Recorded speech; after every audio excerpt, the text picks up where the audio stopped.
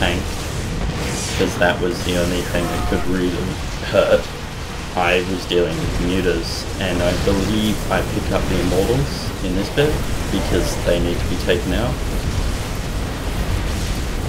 So obviously we're dealing with some fairly epic fights. I start to pick up the immortals because Jeremy's just being torn apart by them. Jeremy does lose the fight, but we are still doing much better than them on the amount of bases. Jeremy has just taken both expansions. Talene still hasn't expanded. It's kind of in the nature of his build. I'm just picking up some workers, trying to get some economic damage in. I'm not quite as good as Talene, but I am getting there. Yeah, sorry. Pardon me. So Talene's just starting to lay down his gateways and produce gateway units. I'm not sure why Jeremy's laying down that many gateways. Seems kind of stupid. Well, not stupid, it's an intelligent move, but it's counterproductive to our build. By this point, I've got like 7,000 minerals, I've got 2 1-1 upgrades, I've got a reasonable amount of voids and phoenixes. I could have probably won the game right now. They don't really have that much. If we go M is army, I think. No. D? No, what's army? Sorry, I apologize. I currently have enough to kill them, pretty much. And he does have some bio-submarines, which could give me pause. Yay, I'm on 0 FPS now. Oh good, it's unfrozen. I actually have enough to kill them if you look at the army size, and I'm at 142 pop, while everyone else is at like 50, 80.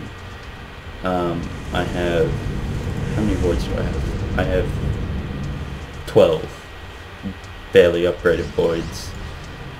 They just did a Ling run by, and they actually saw this expansion go down as it happened. I'm not exactly sure why he's doing a Ling run by. It seems a bit late for that. That would have been something you should do later. Talene, again, just stopping them from expanding as much as possible. I mean, Cyan is still on one base, and if you can have a strategy that revolves around mineral starving or just making sure they burn out, you're going to win. Because if they burn out and can't keep producing and you're just throwing units at you, then they can't keep it up and you win. Now this is one of my mineral dumps. I lay down a bucket load of cannons basically because I have so many minerals and I don't know what to do with them.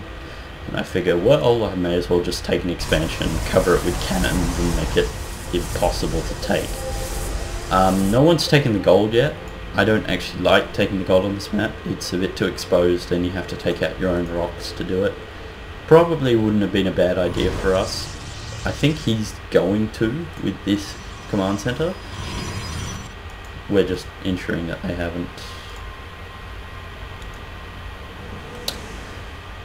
So I'm just massing up a Toss Air army. Talene's massing up Blink Stalkers. I think he gets Blink soon. Production.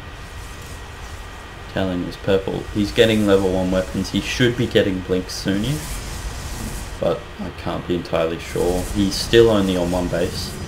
Jeremy is just dumping into Mass Gateway with some Colossi support, and I've got a big air army.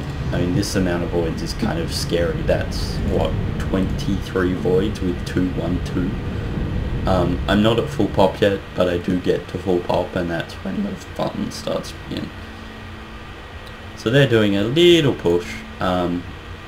Obviously we've kept them locked down, there's not much they can do about it, and I mean, Jeremy could take this out and win. Where are those guys going? Ah, yes. Here comes my other mineral dump. So Jeremy's using Blink Stalkers to keep up with his Colossi and do some wall jumping. That's obviously kind of cool. He left this one out though. He could have not done that if he'd done a shift blink command, because if you do that it's almost impossible to miss. Now we know what their army is, and we know we're pretty much going to win at this point. I'm still waiting on my mothership. I'm pretty close to full pop now. I think I pump out a few carriers before absolutely steamrolling them. Jeremy is just harassing with his units, who are not quite as upgraded as I would have preferred at this point in the game, but still he's tearing them to pieces because he's got the counter to them. Obviously Colossi vs Hydra isn't very nice. As you can see, they're just kind of melting, and as Starcraft podcast states regularly, you better be right if you use Hydras, because you're not getting them back, you can't run away, and you're basically dead if you're wrong. And it's entirely correct. So this is my elemental dump. I figure, oh, let's do something useful, so I'll lock down the front so we have somewhere to fall back on. I apologise, my Fraps is tripping out. I don't think it likes 3v3s because it's actually using up a lot of my computer just to watch this and not enough to record. So I do apologise for that. I have my big epic ball of Protoss. I have 27 Void Rays, which are 313. I think I'm yep, level 2. I've got some carriers coming out and a mothership. Jeremy essentially took out all of their armies. Oh no, he hasn't taken on this guy yet. Jeremy essentially took out most of their army with himself, and I'm about to come over yeah, with the mothership Bolo Death.